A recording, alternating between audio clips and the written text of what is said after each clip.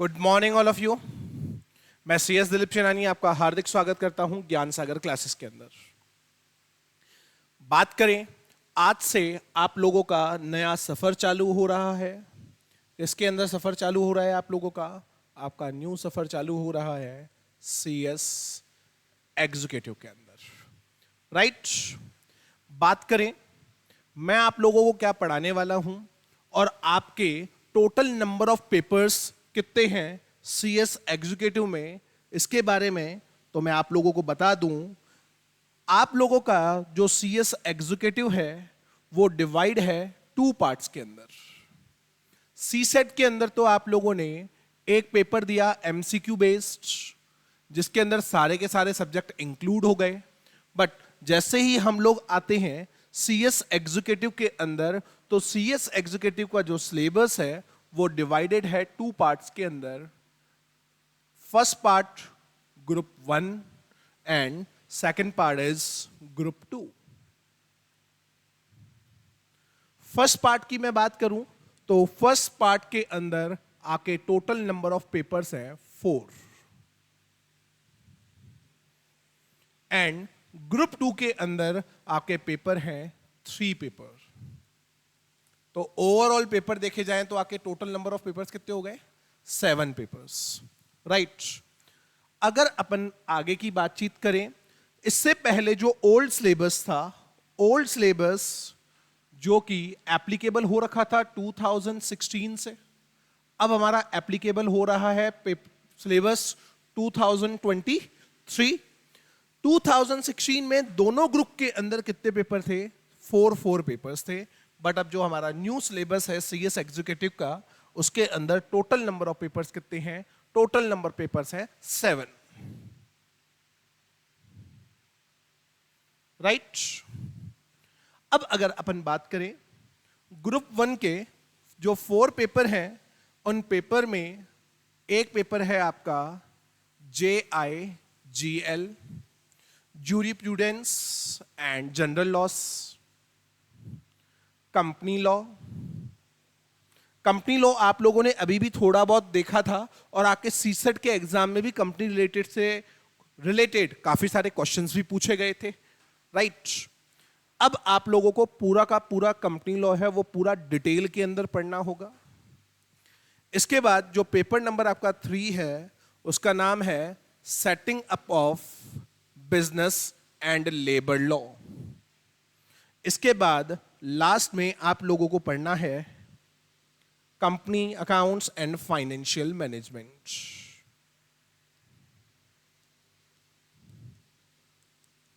तो ये चारों पेपर किसके अंदर हैं? आपके ग्रुप 1 के अंदर। बात करें ग्रुप 2 के बारे में, ग्रुप 2 में कितने पेपर हैं? 3 पेपर्स हैं। सबसे पहला पेपर आप लोगों को है EBCL, इकोनॉमिक लॉ से रिलेटेड। किससे रिलेटेड? इकोनॉमिक्स से रिलेटेड जितने भी लॉ हैं। मैं नॉर्मल इकोनॉमिक्स की बात नहीं कर रहा हूं यहां पे। जो आप लोग 11th 12th और CSET में इकोनॉमिक्स पढ़ के आए हैं, उस इकोनॉमिक्स की बात नहीं हो रही है। यहां पे काफी सारे कमर्शियल लॉस होते हैं, उसके अलावा फॉरेन के काफी सारे लॉ होते हैं, फॉरेन से ट्रेड करते हुए। वो सारे के सारे लॉ आपको पढ़ने को मिलेंगे किसके अंदर? इकोनॉमिक लॉ के अंदर। उसके बाद आपका सब्जेक्ट है कैपिटल मार्केट, जो कि रिलेट करता है security exchange board of India. अगर आप कॉमर्स के स्टूडेंट हैं तो कॉमर्स के अंदर आप लोगों ने 12th के अंदर पढ़ा होगा एंड 11th की BST में पढ़ा शेयर्स, डिबेंचर्स। तो रियलिटी में इनके रजिस्ट्रेशन कैसे होते हैं, कौन कौन से रूल्स फॉलो करने होते हैं, वो सारी की सारी डिटेल आपको पढ़ने को मिलेगी कैपिटल मार्केट एंड इंटरमीडियरीज के अंदर। और एक आपका लास्ट जो पेपर है वो रिलेट करता है किससे? टैक्स से। चाहे वो डायरेक्ट टैक्स की बात करूं, चाहे फिर मैं इनडायरेक्ट टैक्स की बात करूं। जैसा कि आप लोग जानते हैं कि हर जो सब्जेक्ट है आपका 7 सब्जेक्ट टोटल आपके सिलेबस के अंदर है। हर सब्जेक्ट आपको पढ़ाने वाली है एक्सपर्ट फैकल्टी, जो कि पर्टिकुलर आपके स्ट्रीम, आपके CS से ही रिलेट करते हैं। जितने भी लॉ के सब्जेक्ट आप देख रहे हैं, आपको बकायदा सीएस की तरफ से ही क्या किए जाएंगे, पढ़ाए जाएंगे। जैसा कि मैं अगर मेरी बात करूं, मैं आप लोगों को पढ़ाने वाला हूं,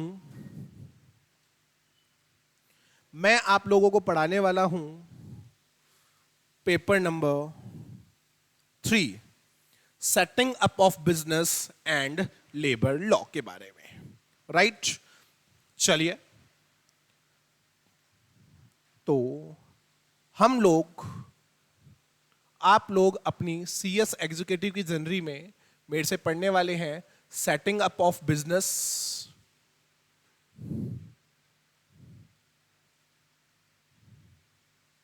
एंड लेबर लॉ।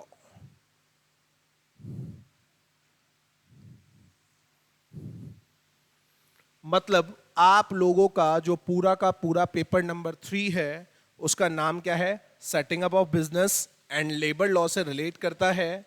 अगर मैं मार्किंग की बात करूं तो ऑब्वियसली ये कितने मार्क्स का पेपर है, ये है 100 मार्क्स का paper. How many marks, 100 marks. C set आपने दिया एमसीक्यू, अब यहां पे एमसीक्यू बेस्ड एक भी पेपर नहीं है। यहां पर आप लोगों को डिटेल आंसर जो देने होते हैं उस अकॉर्डिंग ही आपका पेपर क्या होगा, सेट किया जाएगा, राइट। अब जो setting up of business and labour law की मैं बात कर रहा हूं, इसको हमारा सीएस इंस्टीट्यूट ने 2 पार्ट्स के अंदर डिवाइड कर रखा है। कितने पार्ट्स के अंदर डिवाइड कर रखा है, इसको डिवाइड कर रखा है 2 पार्ट के अंदर। First part related to the setting up of business,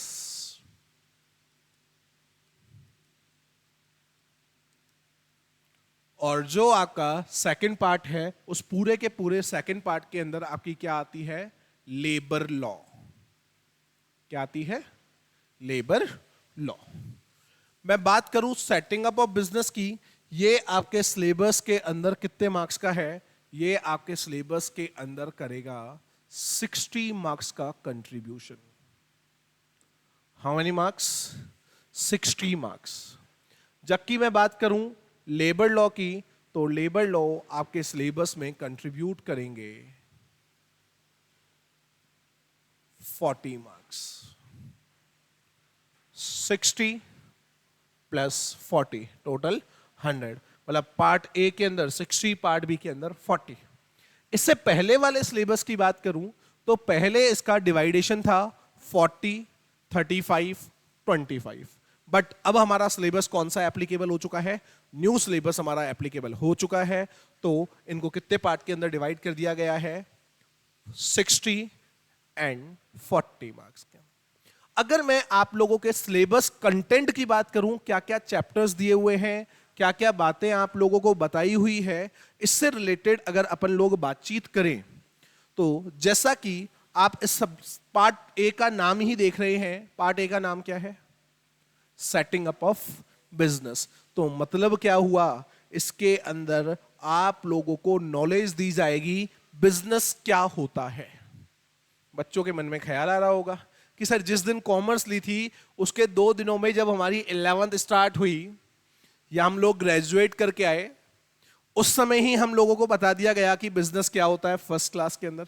तो इसमें नया क्या है, देखिए बेटा एक चीज का ख्याल रखिए, आप जो भी चीज आपने पढ़ी है वो इनिशियल था, वो इनिशिएटिव था स्टार्ट करने का, लेकिन उसकी डिटेल स्टडी आपको अब पर्टिकुलर सब्जेक्ट के अंदर देखने को मिलने वाली है। जैसे कि आप लोगों ने, मैंने आपको बताया कि आप लोगों ने शेयर्स एंड डिबेंचर्स का चैप्टर पढ़ा, किसके अंदर पढ़ा, बीएसटी के अंदर पढ़ा। यहां पर उस शेयर्स और उससे रिलेटेड एक पूरा सब्जेक्ट बना हुआ है। वैसे ही आप लोगों ने बिजनेस के बारे में सुना है, इसका सब्जेक्ट है, तो इसके अंदर कुछ ना कुछ तो नॉर्मल सी बात है डिटेल स्टडी मिलेगी, कुछ ना कुछ नहीं, 60 मार्क्स की डिटेल स्टडी है। तो इसके अंदर सबसे पहले आपको बताया गया है कि what do you mean by business and business के टाइप्स कौन कौन से होते हैं। सेकंड पार्ट में बताया गया कि वेरियस एंटिटीज,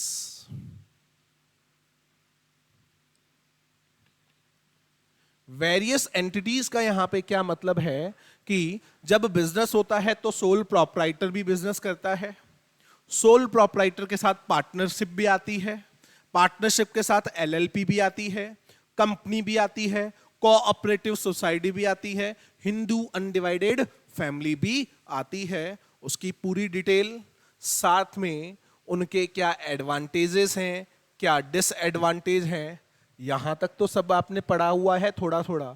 बट यहां पे आ गया डिटेल के अंदर कि अगर मुझे हर ऑर्गेनाइजेशन का क्या करवाना है, रजिस्ट्रेशन करवाना है। भैया बिजनेस करना है तो बिजनेस करने के लिए लीगल के अंदर लॉ फॉलो करने पड़ेंगे, लॉ फॉलो करने हैं तो मुझे बिजनेस का क्या करवाना पड़ेगा, रजिस्ट्रेशन करवाना पड़ेगा। क्या वर्ड है, setting up of business. What do you mean by setting up of business? कि जब आप बिजनेस स्टार्ट कर रहे हैं तो बिजनेस को स्टार्ट करने में साथ साथ बिजनेस को रन करने के अंदर कौन कौन से लॉ हम लोगों को फॉलो करने पड़ेंगे, उसी की डिटेल आप लोगों को यहां पर दी गई है। बिजनेस, बिजनेस के types, various entities and their registration. आप सिलेबस कौन सा कर रहे हैं? सर कंपनी कर रहे हैं, कंपनी सेक्रेटरी, सीएस, राइट। तो डिटेल में स्टडी कंपनी के बारे में होनी चाहिए या नहीं होनी चाहिए? नॉर्मल सी बात है, आप कंपनी के सेक्रेटरी बनेंगे और रिक्वायरमेंट है कि किसी भी कंपनी का टर्नओवर कैपिटल अगर 50 करोड़ से ज्यादा है तो वहां पे हमेशा क्या चाहिए, एक सीएस की रिक्वायरमेंट होती है। ठीक है, तो आपको कंपनी की भी तो नॉलेज होनी चाहिए ना। यहां पे मैंने लिखा वेरियस एंटिटीज, इन एंटिटी के अंदर कंपनी आ गई, लेकिन यहां पर कंपनी के टाइप्स का डिटेल एनालिसिस है। Types of companies and her company का क्या, रजिस्ट्रेशन। जितनी भी कंपनी है वो सारी कंपनी, कंपनी लॉ में भी पढ़ोगे टाइप्स ऑफ कंपनी, बट उसके अंदर meetings, board meeting, directors, auditor, इन सबके बारे में डिटेल पढ़ोगे।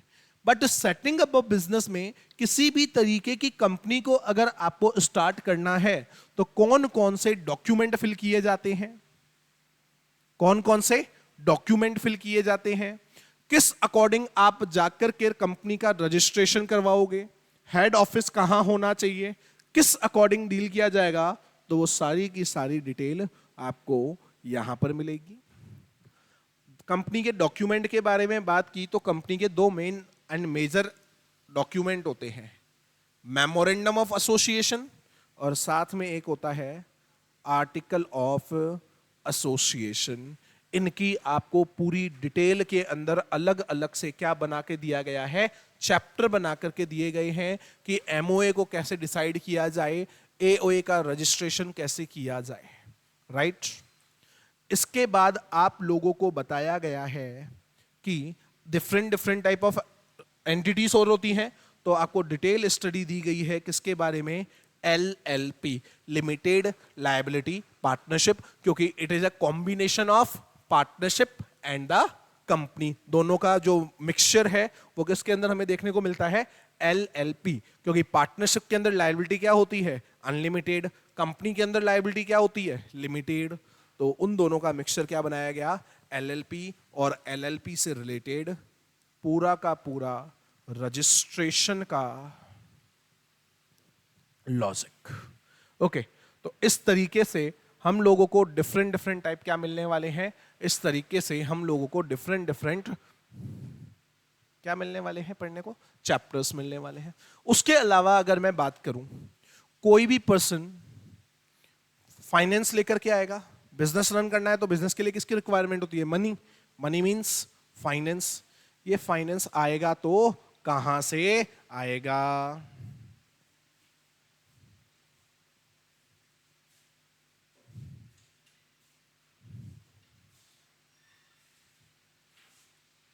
ये फाइनेंस आखिर आएगा तो कहां से आएगा, उसकी व्यवस्था कहां से की जाए, तो उससे रिलेटेड किसी भी तरीके की अगर हम लोग बात करें फाइनेंशियल कंपनी की, फाइनेंस कहां से आएगा, तो नॉर्मल सी बात है, बैंकिंग कंपनीज भी होती हैं, कुछ नॉन बैंकिंग फाइनेंशियल कंपनीज होती हैं। अच्छा, इसके अलावा हम लोग फॉरेन से लोन ला सकते हैं। तो इन सभी के रजिस्ट्रेशन कैसे होते हैं, किस अकॉर्डिंग काम करते हैं, वो सारी डिटेल हम लोगों को पढ़ने को मिलेगी। कितने मार्क्स की बात हो रही है? 60 मार्क्स की। सिलेबस को मैंने कितने पार्ट में डिवाइड कर रखा है?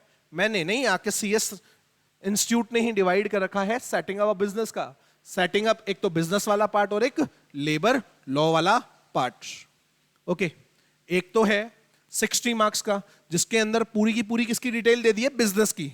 क्या होता है, कितने तरीके का बिजनेस होता है, कंपनी क्या होती है, उनका रजिस्ट्रेशन कैसे होगा, पार्टनरशिप कैसे होती है, उसका रजिस्ट्रेशन कैसे होगा, टाइप ऑफ कंपनी के अंदर एक एक कंपनी की डिटेल। जी हां, public company, private company, small company, holding company, subsidiary company, government company, nidhi companies भी होती हैं कुछ। कौन सी कंपनीज होती है?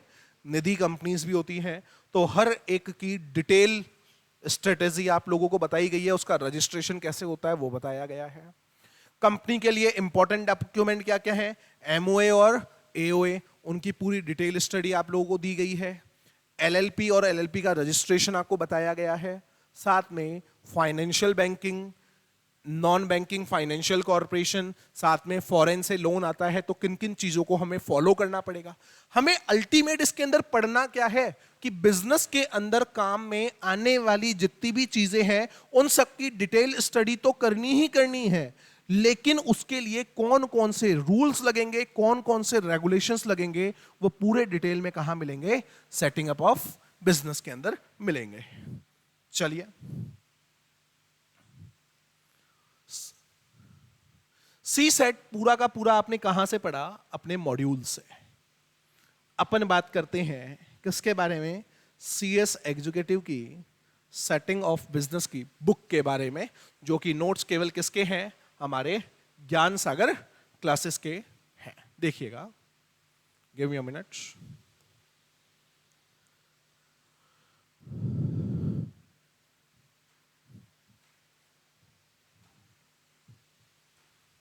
सेटिंग ऑफ बिजनेस के बारे में अपन बात कर रहे थे। कौन से पेपर की बात हो रही थी? पेपर नंबर 3 के बारे में।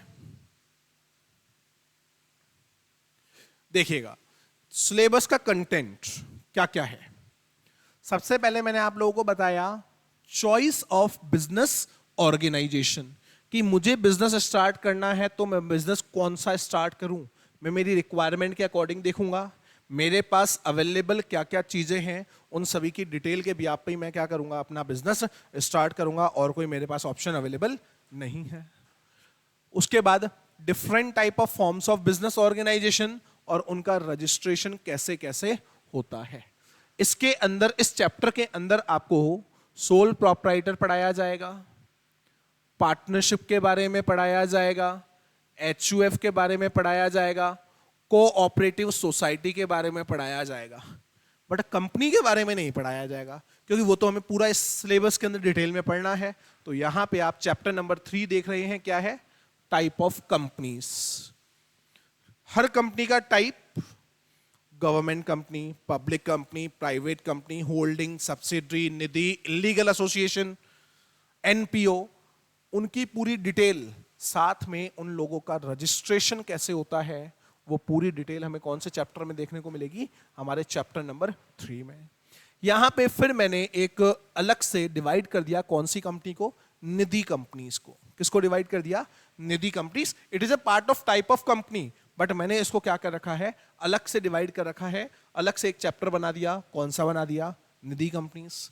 वैसे ही मैंने बना दिया आईएफएससी कंपनीज, फाइनेंशियल कंपनीज से रिलेटेड। फिर मैंने एक चैप्टर कौन सा बना दिया? 1 पर्सन कंपनी। मतलब यहां से यहां तक हम लोग बात करें, it is totally types of company. एक कंपनी के अंदर हम लोगों को कौन कौन से रूल्स फॉलो करने होंगे, उनका रजिस्ट्रेशन कैसे होगा, मेंबर्स की लिमिट क्या होती है, इन सभी की डिटेल हम लोगों को किसके अंदर मिलने वाली है? टाइप्स ऑफ कंपनी के अंदर मिलने वाली है। उसके बाद बात करें, कंपनी की डिटेल तो पता लग गई, अब कंपनी को बनाना है। क्या करना है?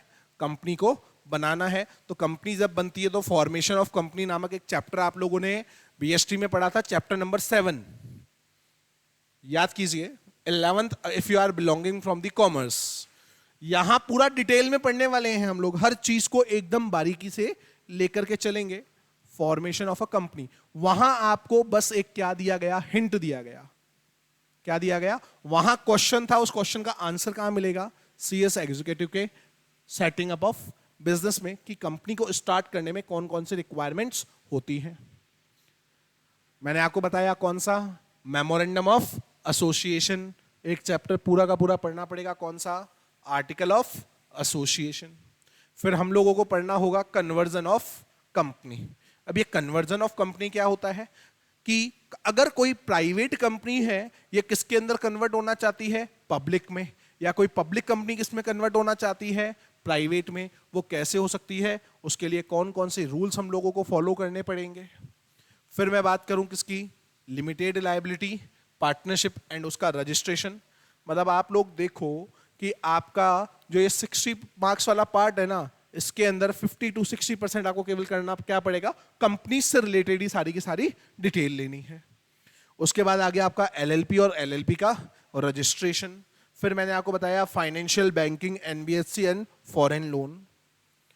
जब से हमारे प्राइम मिनिस्टर बने हैं नरेंद्र मोदी जी, ठीक है, इन्होंने सबसे ज्यादा फोकस किसके ऊपर किया? इन्होंने सबसे ज्यादा फोकस किया है न्यू बिजनेस के स्टार्टअप पर। नाम सुनते ना बार बार, स्टार्टअप स्टार्टअप स्टार्टअप। तो यहां पर आपको नॉलेज मिलेगी किसकी? स्टार्टअप्स और स्टार्टअप्स के रजिस्ट्रेशन की। देखिए यही रहा आपका content, startup and its registration. Financial service organisation, ये मैंने आपको बता ही दिया। उसके अलावा जॉइंट वेंचर कोलैबोरेशन देखने को मिलेगा। अगर आप बिजनेस कहां सेट करना चाहते हैं? आउटसाइड इंडिया सेट करना चाहते हैं, तो उसके लिए कौन कौन से रूल्स एंड रेगुलेशंस आप लोगों को फॉलो करने पड़ेंगे। Thereafter various initial registration and licence, different different तरीके के लाइसेंस लेने होते हैं बिजनेस के, उसकी डिटेल पढ़नी है। कंपनी को कौन कौन से रजिस्टर बनाने हैं और कौन कौन से रिटर्न्स बनाने हैं। तो ये पूरा का पूरा पार्ट आप लोगों को कहां मिलेगा पढ़ने को? इस 60 मार्क्स वाले पार्ट के अंदर। ओके, बात किसकी आती है? 40 मार्क्स की। अभी 2 मिनट में अपन इसकी बात करते हैं, जब तक आप एक बार इसको कॉपी कीजिए सिलेबस को फास्टली।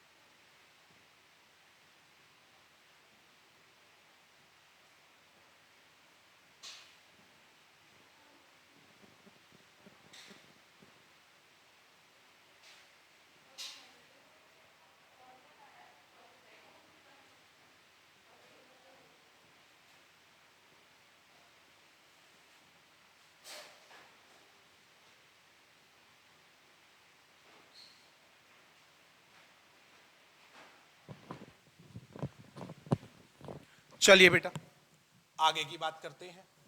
किसके बारे में? लेबर लॉ के बारे में। क्या होती है ये तो आपने सब सुना हुआ था, लेबर लॉ कभी नहीं सुना। अच्छा मुझे एक बात बताओ, बिजनेस करेंगे, बिजनेस के लिए एम्प्लॉय की जरूरत है या नहीं है? आप लोगों ने काफी सारी मूवीज देखी है, आजकल की फेमस मूवी चल रही है काफी, KGF 1 आई, फिर KGF 2 आई, सभी ने देखी है। क्या हुआ था KGF मूवी के अंदर कि वहां पे बहुत सारे मजदूर थे, उन मजदूरों का क्या किया जा रहा था? शोषण किया जा रहा था। क्या किया जा रहा था? उनको बहुत सारा टॉर्चर किया जा रहा था। इंडिया के अंदर आज से नहीं, 100 साल 200 साल पहले से किया जा रहा है। आप लोग काफी बार देखते होंगे, सोचते होंगे कि वर्ल्ड के अंदर से काफी सारे ऐसे लोगों के नाम आते हैं जो नाम तो इंडियन होते हैं लेकिन वो आज तक इंडिया में आए ही नहीं। बेस्ट एग्जांपल दे देता हूं मैं, एक फेमस क्रिकेटर है शिव नारायण चंद्रपॉल, रवि बोपारा, नाम है इंडियन लेकिन वो आज तक इंडिया में नहीं आए। तो सर इनके नाम इंडियंस कैसे हो गए, बता सकते हैं आप?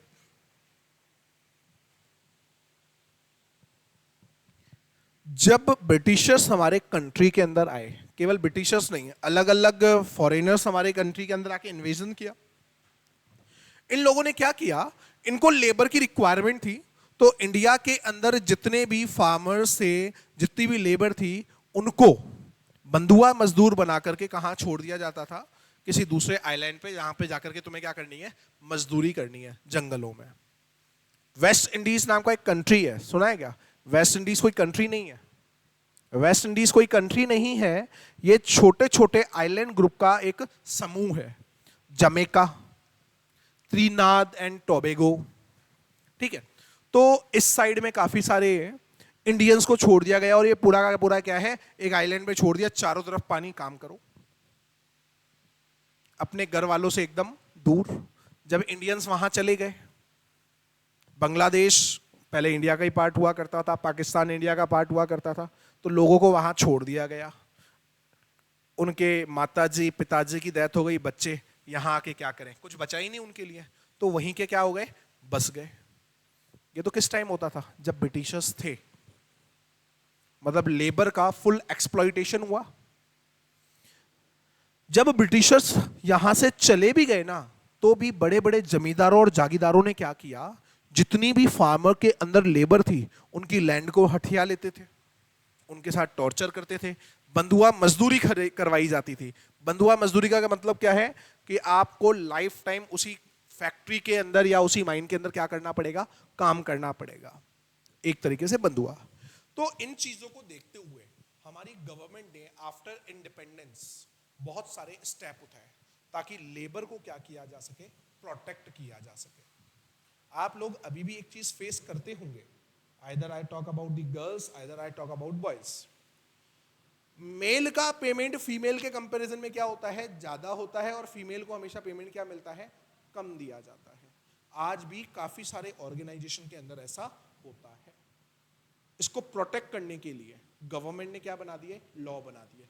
तो लेबर को प्रोटेक्ट करने के लिए, एम्प्लॉय को प्रोटेक्ट करने के लिए, भैया बिजनेस चलाना है, लेबर की जरूरत है।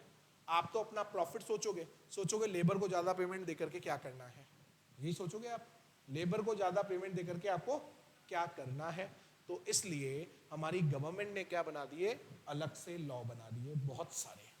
इन लॉ के अंदर आप लोगों को इस 40 मार्क्स के अंदर कौन कौन से लॉ बताए जाएंगे? सबसे पहले आपको बताया जाएगा वेजेस के बारे में। एम्प्लॉय है, एम्प्लॉय को क्या मिलना चाहिए, वेजेस मिलना चाहिए। क्या मिलना चाहिए, वेजेस मिलना चाहिए।